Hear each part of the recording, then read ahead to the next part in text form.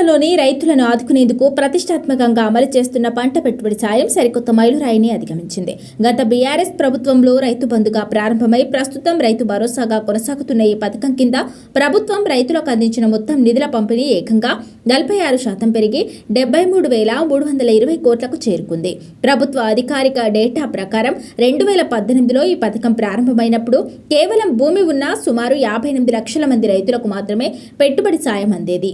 అయితే ప్రస్తుత కాంగ్రెస్ ప్రభుత్వం ఈ పథకం పరిధిని మరింత విస్తృతం చేస్తూ అర్హులైన వ్యవసాయ కూలీలను, కౌలు రైతులను కూడా ఇందులో భాగస్వామ్యం చేసింది. దీనివల్ల ప్రస్తుతం లబ్ధిదారుల సంఖ్య 73 లక్షల మార్కు దాటింది. ఈ మొత్తం వ్యయంలో 2018 నుంచి 2023 వరకు గత బీఆర్ఎస్ ప్రభుత్వ హయాంలో దాదాపు 50,250 కోట్లు పంపిణీ చేయగా, ప్రస్తుత కాంగ్రెస్ ప్రభుత్వం అధికారంలోకి వచ్చిన నాటి నుంచి ఇప్పటి వరకు మరో 23,070 కోట్లను విజయవంతంగా విడుదల చేసింది. ఇందిరమ్మ ఆత్మీయ భరోసా పథకం కింద సుమారు 9 లక్షల మంది నిరుపేద వ్యవసాయ కూలీలను చేర్చారు.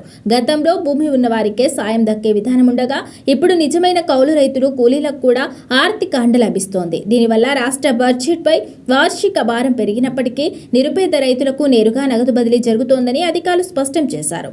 జిల్లా వారీగా పరిశీలిస్తే అత్యధికంగా నల్గొండ జిల్లాకు 5,491 కోట్ల గరిష్ట నిధులు అందగా, ఆ తర్వాత స్థానాల్లో సంగారెడ్డి, ఖమ్మం, నాగర్ కర్నూలు జిల్లాలు నిలిచాయి. అత్యల్పంగా వ్యవసాయ భూములు లేని హైదరాబాద్ జిల్లా చివరి స్థానంలో ఉంది. ఇదిలా ఉండగా ఈ ప్రతిష్టాత్మక పథకాన్ని మరింత పారదర్శకంగా అమలు చేసేందుకు ప్రణాళికలు సిద్ధం చేస్తోంది. అర్హత లేని బోగస్ లబ్ధిదారులను, సాగులో లేని భూములను ఈ జాబితా నుంచి తొలగించే ప్రక్రియను అధికారులు ముమ్మరం చేశారు.